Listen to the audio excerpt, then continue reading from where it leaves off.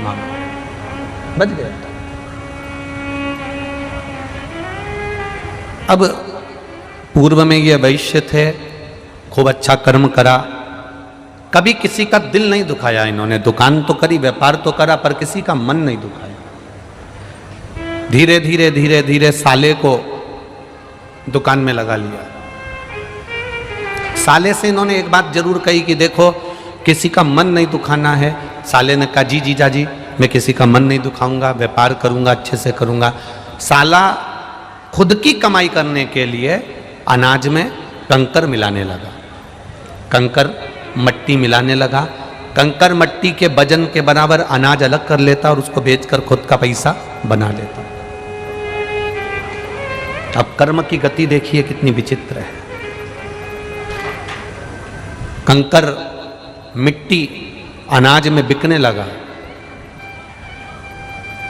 एक विधवा ब्राह्मणी रहती थी और उस विधवा ब्राह्मणी का पेट में उनके पत्थर जम गया, मिट्टी जम गई और वो दोनों पुत्र धीरे धीरे कर मर गए। ब्राह्मणी को मालूम पड़ा, वेदों ने बताया, औषधि देने वाले जितने भी वैदिक आए, जिन्होंने वेद बताए कि तुम्हारे बच्चों के पेट में मिट्टी पत्थर जम गया इसलिए तुम्हारे बच्चे मर गए।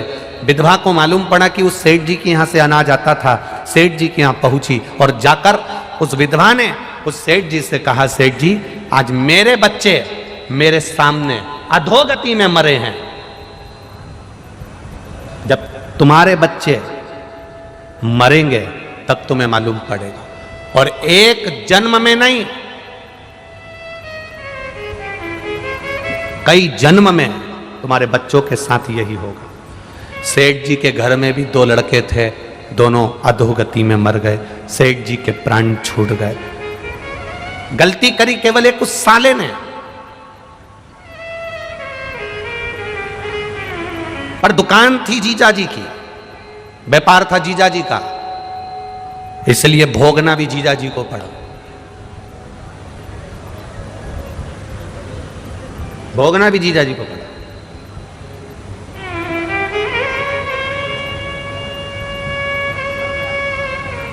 प्राण छूट गए। जीजा जी वो वैश्य शांत हो गया, समाप्त हो गया, विष्णुधर बना। फिर धीरे धीरे धीरे धीरे 1 जन्म, 2 जन्म, 3 जन्म, 4 जन्म निकलते निकलते निकलते निकलते कई जन्मों के बाद में फिर मार्कंडू जी बने। संतान का सुख नहीं हुआ, इनके संतान प्राप्ति नहीं हुई। किसी ने कहा भगवान शिव की आराधना करो। शंकर भगवान की आराधना करने के लिए एक वीरान जंगल में, वीरान क्षेत्र में जहां कोई नहीं जाता, वहां पर मार्कंडू जी पहुंच गए। अपनी पत्नी के साथ एक शिवलिंग का निर्माण करे, पूजन करी, आराधना करी, बाबा से विनय करी। रोज प्रतिदिन शिव की आराधना, एकांत में रखे हुए शिव का पूजन 3 चीजें देता है। बहुत अच्छे से समझ लेना इनका एकांतेश्वर महादेव की कथा। एकांत में रखा हुआ शिवलिंग, एकांत में रखे हुए शिव जी की पूजन 3 चीजें देती है। पहला, हमारी उम्र बढ़ाती है। दूसरा, बड़ी बीमारी शरीर में एकांत का शिवलिंग कभी नहीं आने देता। और तीसरा, हमारे जीवन में कभी वैभव की, सत्ता की और लक्ष्मी की कमी नहीं आने देता। यह एकांतेश्वर है। एकांतेश्वर का मतलब क्या है? जो एकांत में बैठा हुआ है, अलमस्त।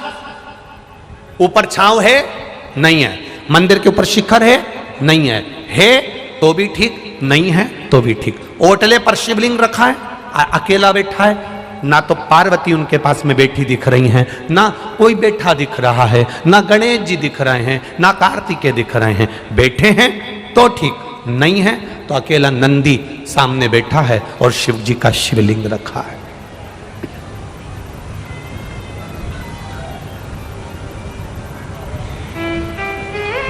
अकेले। कई लोग हमसे कहते हैं गुरुजी हमारे गांव में शंकर जी का मंदिर है और शंकर जी के मंदिर के अंदर पार्वती जी नहीं है, गणेश जी नहीं है, कार्तिकेय जी नहीं है, केवल नंदी है और शंकर जी हैं। तो क्या हम पार्वती जी, कार्तिकेय जी, गणेश जी को बिठा दें? हमने कहा कितने साल से नहीं है? अरे गुरु जी हमारे तो दादा परदादा के समय का है, कम से कम 100, 150, 200 साल का है। वो मंदिर ऐसा कैसा ही है, टूटा फूटा है, भंगार सा है, उसमें ना गणेश जी हैं, ना देवी जी पार्वती जी हैं, ना कार्तिकेय जी, नंदी है, शंकर जी हैं, और शिवलिंग भी ऐसा हो रहा है, खंडित खंडित सा हो रहा है। तो क्या हम वहाँ दूसरे देवी जी को, पार्वती जी को, गणेश जी को, कार्तिकेय जी को बिठा दें?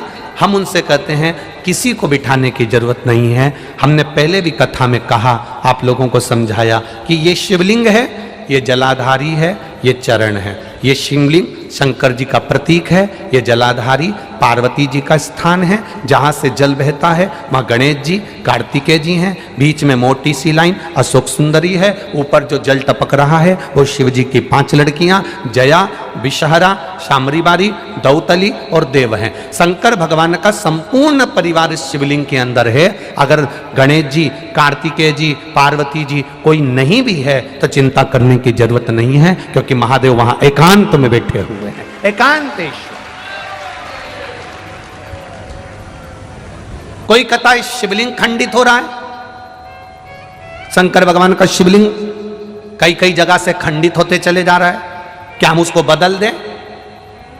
बिजली महादेव मनाली में एक शंकर भगवान का ऐसा मंदिर है जिस पर बिजली गिरती है, शंकर जी के टुकड़े टुकड़े हो जाते हैं, मक्खन से उसको जोड़ा जाता है, वो भी तो खंडित होता है। खंडित हो भी गया, प्राचीन है, पुराना है, तो वो साधारण नहीं है, वो भी एकांतेश्वर। भले थोड़ा बहुत अगर उसमें कुछ हो भी गया है तो भी वो शिव के जितने टुकड़े से टुकड़े भी हो जाएं, एक कंकर कंकर भी अलग अलग हो गया, एक कंकर कंकर भी विभाजित हो गया तो भी वो शिवलिंग ही कहलाएगा, शिवलिंग के सिवाय कुछ नहीं कहलाएगा। प्रयागराज कुंभ, जब प्रयागराज में प्रयाग का मेला भराया था, तब सतुआ बाबा महामंडलेश्वर संतोष जी महाराज जी ने शिव पुराण की कथा शायद 2-3 दिन मिले थे तो शिव चर्चा करी थी, आप लोगों ने सुनी थी टीवी पे, तो उसमें आप लोगों ने श्रवण करा होगा। राम जी जब रावण को मार कर आए, प्रयागराज की भूमि पर पहुंचे, गुरु बाबा का दर्शन करने गए तो गुरु बाबा जी ने कह दिया नहीं नहीं नहीं, नहीं, तुम पर ब्राह्मण हत्या का दोष लगा है।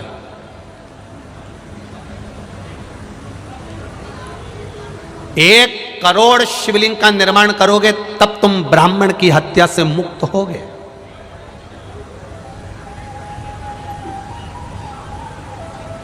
1 करोड़ शिवलिंग का निर्माण करना पड़ेगा तब तुम ब्राह्मण हत्या से मुक्त होगे। अब राम जी चिंता में पड़ गए कि 1 करोड़ शिवलिंग का निर्माण करने में तुम्हारी पूरी जिंदगी निकल जाएगी। एक एक शिवलिंग बनाऊंगा, 1 करोड़ शिवलिंग बनाने में पूरा जीवन निकल जाएगा, 1.25 करोड़, 1 करोड़ क्या करा जाए। तब मां गंगा जी से राम जी ने पूछा कि आप बताओ कि शिवलिंग का निर्माण कैसे करा जाए। तो गंगा जी के पास गए, गंगा जी ने कहा चिंता मत करो राम जी, आप गंगा के तट की बालू रेत का शिवलिंग बना लो। उस बालू रेत में छोटे छोटे छोटे छोटे इतने कण होते हैं, मिट्टी का शिवलिंग बना लो। मिट्टी में इतने कण होते हैं, इतने कण होते हैं, मिट्टी में छोटे छोटे ढेर कण हो, बालू में छोटे छोटे ढेर कण। जब हम दुनिया के लोग हंसते हैं, सावन महीने की जब शिवरात्रि के दिन पूरे विश्व के लोग जब ऑनलाइन शंकर भगवान का शिवलिंग बनाते हैं, पूजन करते हैं, आप लोगों ने करी कि नहीं करी? जब हम सीहोर से या जहां कथा चलती रहती है वहां से सावन महीने की शिवरात्रि पर जब शिवलिंग का निर्माण करवाते हैं, शिवलिंग का पूजन करवाते हैं, उसका लाभ क्या मिलता है? जिसने करी उसको मालूम है। मिट्टी का शिवलिंग बनाओ, बालू रेत का शिवलिंग बनाओ, जब हम पूजन करते हैं, एक शिवलिंग के पूजन का फल नहीं मिलता, करोड़ों शिवलिंग के पूजन का फल हमारे खाते में चला जाता। करोड़ों शिवलिंग।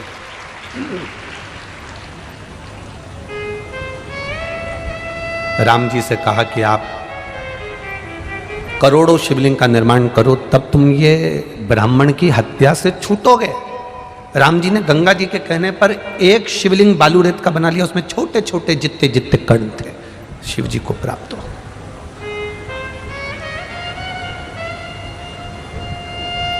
क्या मिलता है ये कथा में, पंडाल में बैठकर कथा सुनने से? कई लोग कहेंगे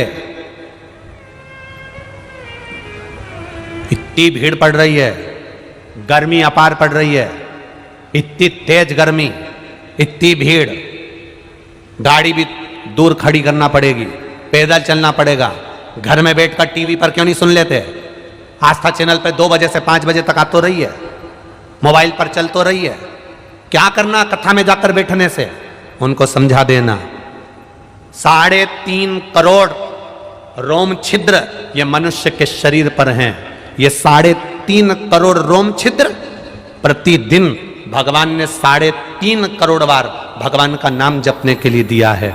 घर में अकेले बैठकर कथा सुनूंगी तो 3.5 करोड़ भजन का फल नहीं मिलेगा, पर कथा के पंडाल में बैठकर कथा सुनूंगी, जब श्री शिवाय नमस्तुभ्यम इतने सारे भक्त एक साथ बोलेंगे, 5 लाख 4 लाख 6 लाख लोग आज भी कथा में आए हैं, ये लाखों भक्त जब एक साथ, अब 5 लाख लोग अगर कथा सुनने आए हैं और 5 बार अगर श्री शिवाय नमस्तुभ्यम 5 लाख लोग एक साथ बोलेंगे तो लाखों में मंत्र जाप हो जाएगा।